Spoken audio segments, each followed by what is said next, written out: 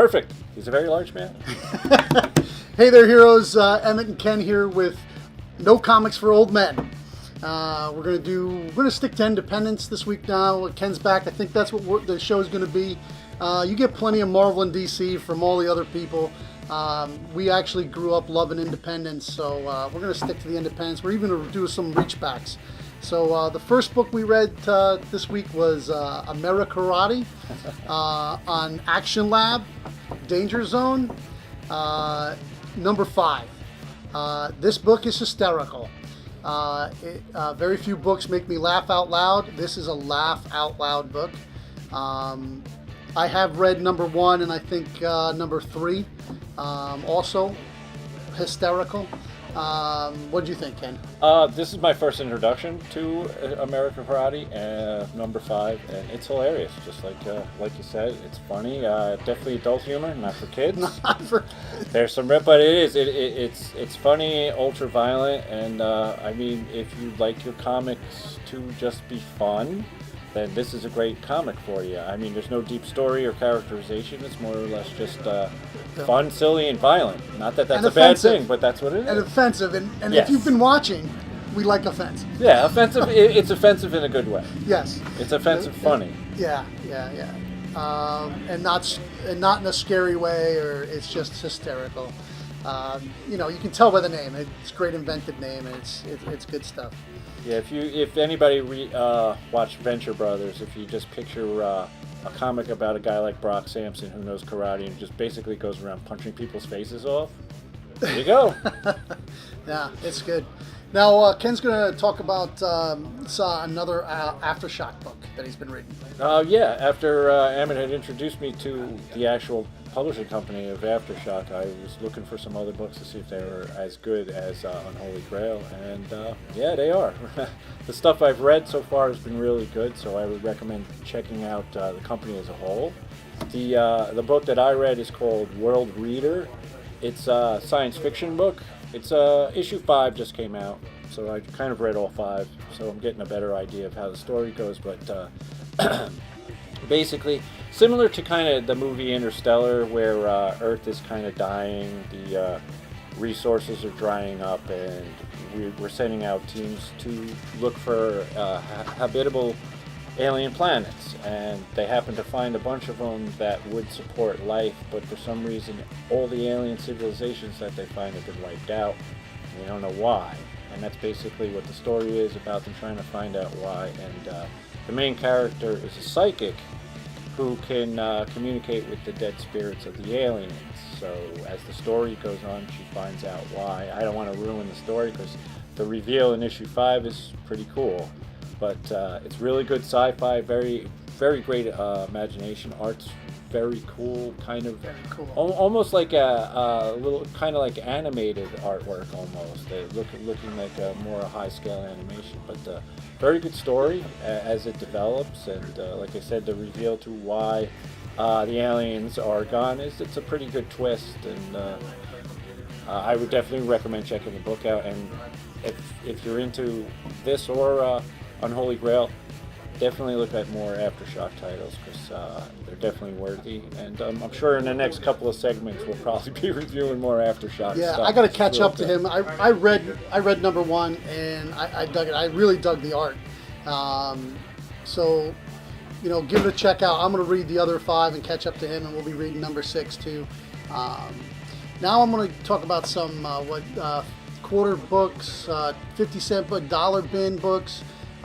When you're digging through, look for Mike Grell. So Mike Grell has been an artist and a writer in comics for a long 30 years, maybe longer. But when I was longer, when I was 13, I was living in Colorado. I went to Mile High Comics and I met Mike Grell, and he signed my issue of John Sable.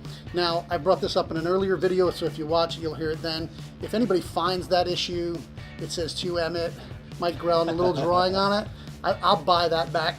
So if you can find it. But anyway, you can find a lot of his stuff in the dollar bins because it's during that highly produced era.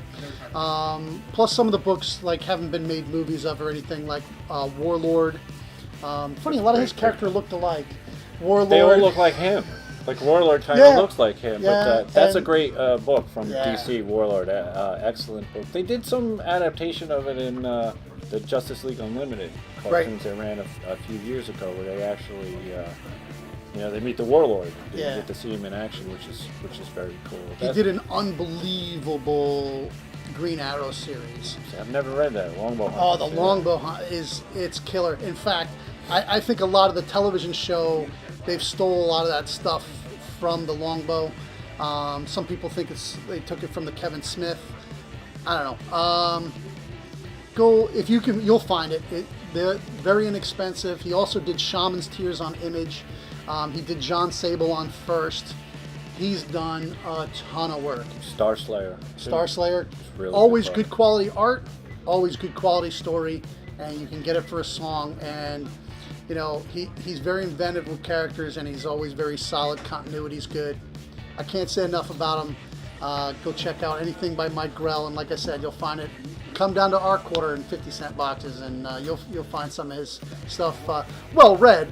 Nothing in mint. That just means they're good. They're good. What book did you want to talk about now? The only other, since we were doing retro, I figured the first guy that came to my mind when we were talking about like John Sable stuff and the first of the independents, the first comics. Well, there's a couple of things, but Tim Truman, who's first and foremost, he's a writer. He did some Hawk World years ago, but the main thing that I was interested in is Scout.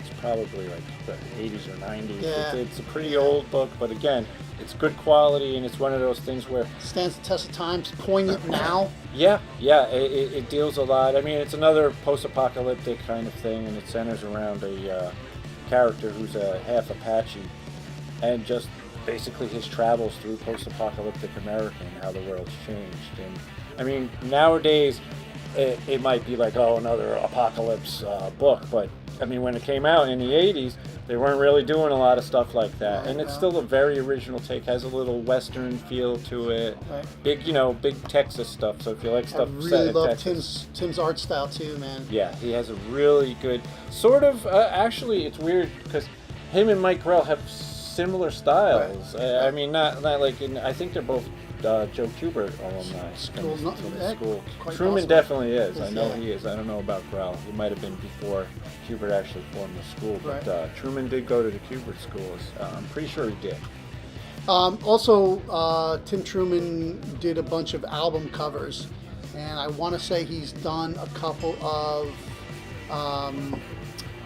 Grateful Dead covers. He was big. His skulls and skeletons are very cool.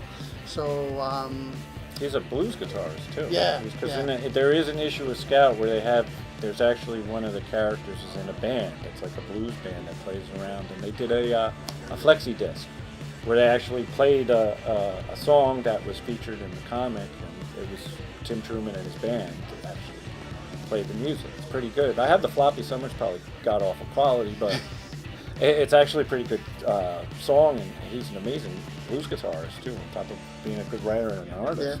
Yeah. Multi-talented. So as you can see, these two old men freaking love comics.